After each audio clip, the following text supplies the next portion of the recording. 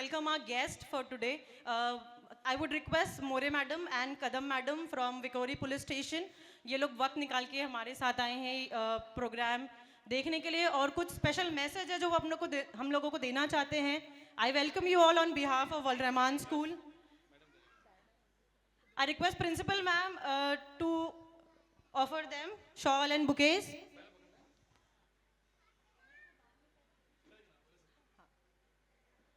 Principal ma'am सबान सारी सत्कार करते हुए. Parents please clap. Thank you madam for joining us today.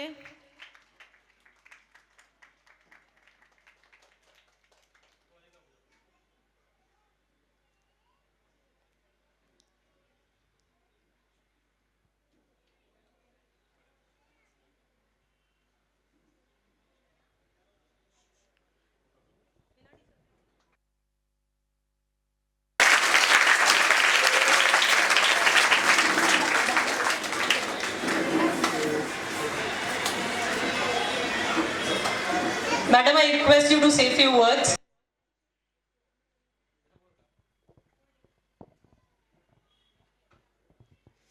नमस्कार सर्वांना स्वातंत्र्य दिनाच्या हार्दिक शुभेच्छा.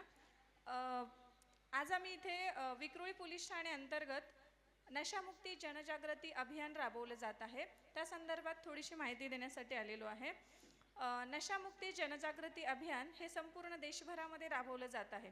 त्या अंतर्गतच आपल्या विक्रोळी पोलीस स्टेशनच्या हद्दीमधील सर्व लोकांना नशामुक्तीपासून दूर ठेवण्यासाठी विक्रोळी पोलीस स्टेशन अंतर्गत ही मोहीम राबवली जात आहे. नशामुक्ती जनजागृती अभियानाचा उद्देश हाच आहे की आपल्या विक्रोळी पोलीस ठाणे हद्दीतल्या सर्व जनतेला नशेपासून दूर ठेवणे. तुम्हाला माहितीच असेल की नशा म्हणजे काय. तर नशा म्हणजे फक्त दारू, ड्रग्स किंवा तंबाखू एवढंच नाही, तर ज्या गोष्टी आपल्या शरीरावर इफेक्ट करतात, ज्यामुळं की आपलं शरीर डॅमेज होते, त्याचबरोबर आपल्या मनावर पण परिणाम करतात आणि त्यामुळं आपल्या शरीर, मन आणि जेव्हा आपली परिस्थिती बिघडते त्यावेळेस आपल्या कुटुंब पण त्यामधून जात असतं. त्यामुळे सर्वांना नशेपासून दूर ठेवण्यासाठी हा एक मोहीम राबवली जाते. तर या मोहिमेचा उद्देश हाच आहे की सर्व लोकांनी, स्टुडंट्स किंवा त्यांचे पालक वगैरे सर्व ज्यांना ज्यांना असं वाटते की आपल्या कलिग्स असतील, कोणी पण आपल्या कॉन्टॅक्टमध्ये जो कोणी व्यक्ती आहे आणि तो नशेच्या आहारी जात आहे असं आपल्याला वाटते, तर त्यांना नशेपासून दूर ठेवण्यासाठी आपल्याला जे काही प्रयत्न करता येतील ते आपण सर्वांनी करावेत. ही विक्रोळी पोलीस ठाणे अंतर्गत तुम्हा सगळ्यांना नम्र विनंती आहे. सगळ्यात महत्त्वाचं म्हणजे काय, तर नशेमुळे जे काही आपल्या बॉडीवर आणि समाजावर जे काही परिणाम होतात ते तुम्ही त्या व्यक्तीला समजावून सांगितले पाहिजे. जसे की माणसाचं शरीर खराब होतं, माणसाच्या माइंडवर परिणाम होतो, त्या व्यक्तीचं संपूर्ण कुटुंब उद्ध्वस्त होते आणि समाज हा कुटुंबापासून बनलेला असतो. एक कुटुंब उद्ध्वस्त झालं म्हणजे संपूर्ण समाज उद्ध्वस्त झाला आणि त्यापासूनच आपला पूर्ण भारत पण एका वेगळ्याच दिशेकडे चाललेला आहे. तर आपल्याला, आणि सगळ्यात महत्त्वाचे म्हणजे जे लहान बालक आहेत किंवा तरुण मुले आहेत ते नशेच्या आहारी जात आहेत. त्याचं कारण हे आहे की पालकांचं आपल्या विद्यार्थ्यांकडे दुर्लक्ष होत आहे.